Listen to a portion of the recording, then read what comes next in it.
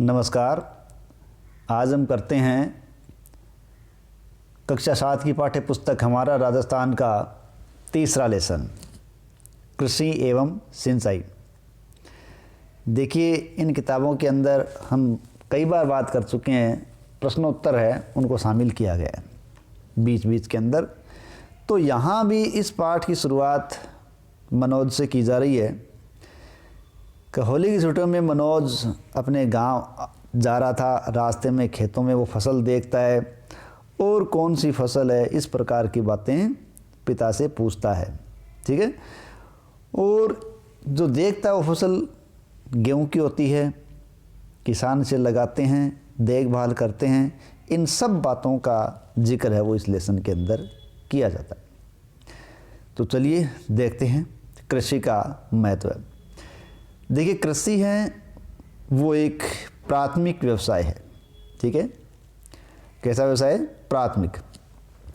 फसल उगाकर खाद्यान्न और अन्न पैदा करना या अन्य उत्पाद पैदा करना कृषि कहलाता है।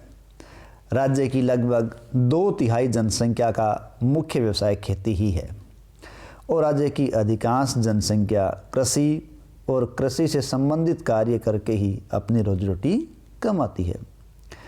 और इन्हीं कृषि से क्या होता है, उद्योगों को कच्चा माल भी मिलता है और साथ ही साथ राज्य है वो आत्मनिर्भर होता है। ये सब किसके कारण होता है? ये सब कृषि के कारण होता है। तो कौन कौन सी फसलें हमारे यहाँ होती है वो देखते हैं। देखिए, प्रत्येक फसल को हम एक निश्चित तापमान और निश्चित पानी की मात्रा पर लगाया जाता है। यानी कोई भी फसल हो उसका एक निश्चित तापमान सहन करने वाला होता है, उसे एक निश्चित पानी की आवश्यकता होती है, उसकी मृदा और जलवायु अनुकूल हो, उसके अनुसार फसलें लगाई जाती है। अब हमारे यहाँ मौसम के आधार पर 3 प्रकार की फसलें हैं। कौन कौन सी है? अब ये जो फसलें हैं वो रबी की फसल, खरीफ की फसल और जायद की फसल, 3 प्रकार की है। अब रबी की फसल देखिए, ये सर्दियों की फसल है। कब की है? सर्दियों की। तो अक्टूबर नवंबर जब सर्दियां प्रारंभ होने को हैं तब ये रबी की फसल बोई जाती है और मार्च अप्रैल में इसकी कटाई कर ली जाती है। अब रबी की फसल के अंदर देखें तो गेहूं, चना, सरसों, चुकंदर, जौ आदि फसलें हैं। ठीक है। और खरीफ की फसलें हैं, ये लगाई जाती है बरसात के दिनों में। ठीक है। जुलाई के अंदर लगभग इसका बोने का समय है और अक्टूबर नवंबर इसकी कटाई का समय है और खरीफ की कटाई के बाद ही रबी की फसल लगाई जाती है। अब खरीफ के अंदर क्या क्या है? देखिए, खरीफ में बाजरा, गंवार, मक्का, चावल, मूंग, मोठ, तिल, जवार, मूंगफली, कपास, गन्ना, ये खरीफ की फसलें हैं। यानी ये बरसाती फसलें हैं। फसलों को ध्यान रखें कि कौन सी फसल किस ऋतु की है। जायद की फसल देखो, जायद के अंदर है फल है खरबूजा, तरबूज, सब्जी, ककड़ी आदि जायद की फसलों के अंतर्गत आते हैं। और ये जो जायद की फसलें हैं वो अप्रैल के आसपास बोई जाती है और इनको जून के आसपास काट लिया जाता है। क्योंकि जून के बाद है वो जुलाई शुरुआत होती है, बरसात का सीजन आ जाता है। तो बरसात में फिर खरीफ की बुआई शुरू हो जाती है। जिन उत्पाद है उससे क्या हमें प्राप्त हो रहा है, उस आधार पर उन उत्पादों को नाम दिया गया है। जैसे जिन फसलों के उत्पाद से तेल निकालते हैं वो फसलें तिलहन कहलाती है और जिनसे हमें दाल प्राप्त होती है वो फसलें दलहन कहलाती है। ठीक है। तो तिल, मूंगफली, सरसों ये तिलहन है, मूंग, मोठ, चना ये दलहन है, क्योंकि इनसे हमें क्या मिलता है? दाल मिलती है। अब देखते हैं कि उपयोग के आधार पर फसलें 2 प्रकार की हैं। एक तो खाद्यान्न फसलें, एक व्यापारिक फसलें। यानी ऐसी फसलें जिनको भोजन के रूप में इस्तेमाल किया जाता है वो कहलाती है खाद्यान्न फसलें, और वो फसलें जो व्यापार के लिए काम ली जाती हैं, व्यवसाय के लिए काम ली जाती हैं, वो व्यापारिक फसलें कहलाती हैं। तो खाद्यान्न के अंदर हम गेहूँ, जौ, जवार, मक्का, चावल, दाल आदि का इस्तेमाल करते हैं। जबकि व्यापार के रूप में मुख्य फसलें हैं कपास, गन्ना, तंबाकू, तिलहन आदि। ठीक है। कौन कौन सी है? कपास, गन्ना, तंबाकू, तिलहन ये व्यापारिक फसलों के अंतर्गत आती हैं। देखिए राजस्थान के अंदर कई बार बरसात की कमी हो जाती है जिससे अकाल पड़ जाता है और ऐसा होता रहता है, लेकिन कभी वर्षा की अधिकता भी हो जाती है जिससे बाढ़ आ जाती है। जैसे बाड़मेर के धोरों के क्षेत्र में भी देखो बाढ़ आई थी। इन कारणों से फसलों का उत्पादन है वो कम हो जाता है, या तो बाढ़ से या अकाल से। अतः खाने की वस्तुओं को जूठा छोड़कर हमें बर्बाद नहीं करना चाहिए, बल्कि भोजन को बचाने का हर संभव प्रयास करना चाहिए। अब राजस्थान के अंदर बोई जाने वाली प्रमुख फसलें कौन सी है और इनके अंतर्गत क्या बोया जाता है, कहाँ बोया जाता है। देखिए गेहूँ है वो रबी की फसल है। किसकी फसल है? रबी। शीतकाल में से बोते हैं। अब राजस्थान के अंदर गंगानगर, हनुमानगढ़, कोटा, बारां, भरतपुर ये राजस्थान के प्रमुख गेहूं उत्पादक क्षेत्र है। कौन कौन से? गंगानगर, हनुमानगढ़, कोटा, बारां और भरतपुर। ठीक है, भी गंगानगर हनुमानगढ़ इस क्षेत्र के अंदर अत्यंत प्रसिद्ध हैं। अब एक जौ और जवार। देखिए जौ और जवार शुष्क और अर्ध शुष्क जलवायु की फसलें हैं।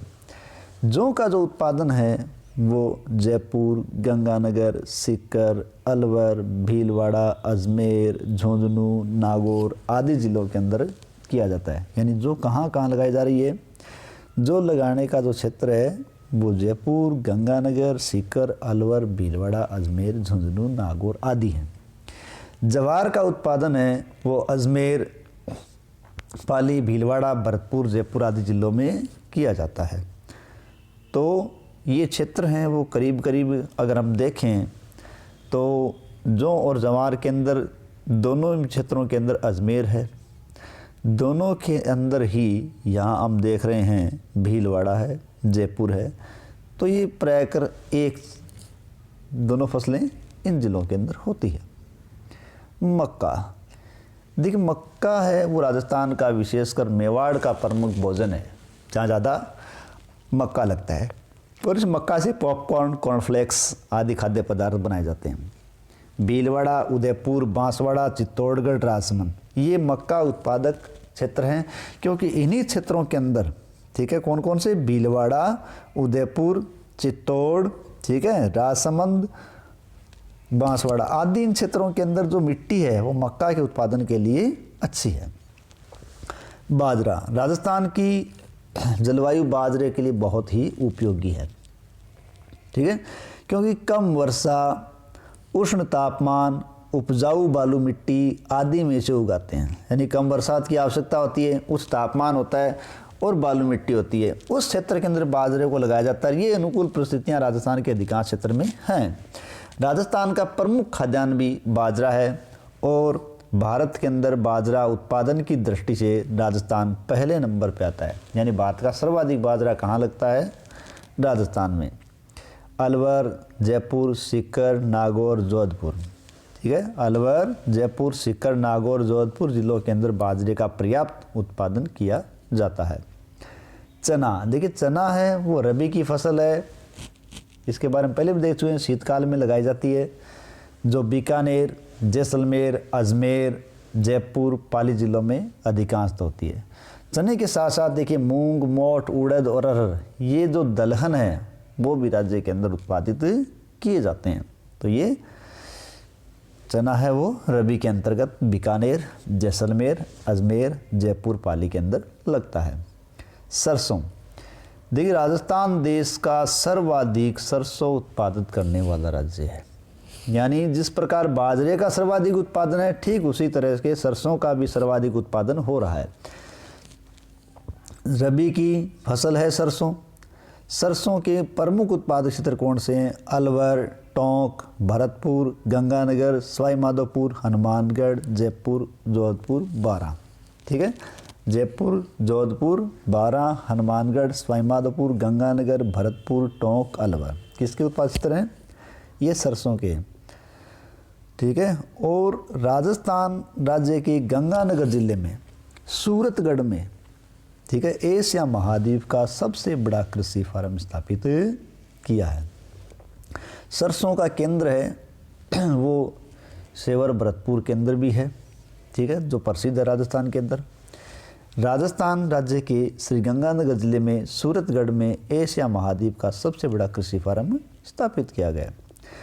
अब देखिए, इन उपरोक्त फसलों के अलावा चावल, कपास, इसबगोल, राई, अलसी, गन्ना इत्यादि फसलें भी बोई जाती हैं।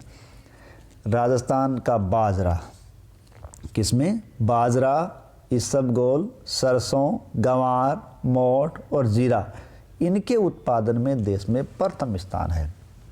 यानी राजस्थान का किन किन के उत्पादन में प्रथम स्थान है? बाजरा, इसबगोल, सरसों, गंवार, मोठ और जीरे के उत्पादन में प्रथम स्थान है। सिंचाई के साधन, यानी हमारे यहाँ सिंचाई के कौन कौन से साधन हैं? देखो, फसल के उत्पादन के लिए पानी की आवश्यकता होती है। जहाँ कम पानी है वहाँ शुष्क कृषि होगी, जहाँ अधिक पानी है वहाँ आर्द्र कृषि होगी। कम पानी की जगह शुष्क कृषि, अधिक पानी की जगह आर्द्र कृषि होगी। सिंचाई की सहायता से फसलों का उत्पादन सिंचित कृषि कहलाता है। विभिन्न क्षेत्रों में भिन्न भिन्न प्रकार के सिंचाई के साधन काम में लिए जाते हैं। अब राजस्थान के अंदर क्या क्या है? कुएं, नलकूप, नहरें, तालाब इत्यादि है। हमारे यहाँ देखिए, सर्वाधिक सिंचाई है वो नलकूप से की जाती है। किससे की जाती है? नलकूप से। और सबसे कम की बात करें तो वह है तालाब। तो सर्वाधिक सिंचाई नलकूप। जयपुर, अलवर, भरतपुर, दौसा, धौलपुर, करौली, सवाईमाधोपुर, अजमेर आदि जिलों में ये सिंचाई के प्रमुख साधन हैं। ठीक है। और ये देखिए, कुआं, नलकूप, तालाब, नहर आदि के अपने को ये क्षेत्र दे रखे हैं। राजस्थान में इंदिरा गांधी नहर है, उससे देखिए गंगानगर, हनुमानगढ़, बीकानेर, जैसलमेर आदि जिलों में नहरी सिंचाई की जाती है। यानी जो इंदिरा गांधी नहर है वो किन क्षेत्रों को सिंचाई करती है? गंगानगर, हनुमानगढ़, बीकानेर, जैसलमेर। भीलवाड़ा, कोटा, बूंदी, अलवर, टोंक, चित्तौड़, बांसवाड़ा, डूंगरपुर, उदयपुर, अजमेर, जोधपुर, पाली, जालौर इत्यादि जिलों में भी नहरी सिंचाई की सुविधा उपलब्ध है।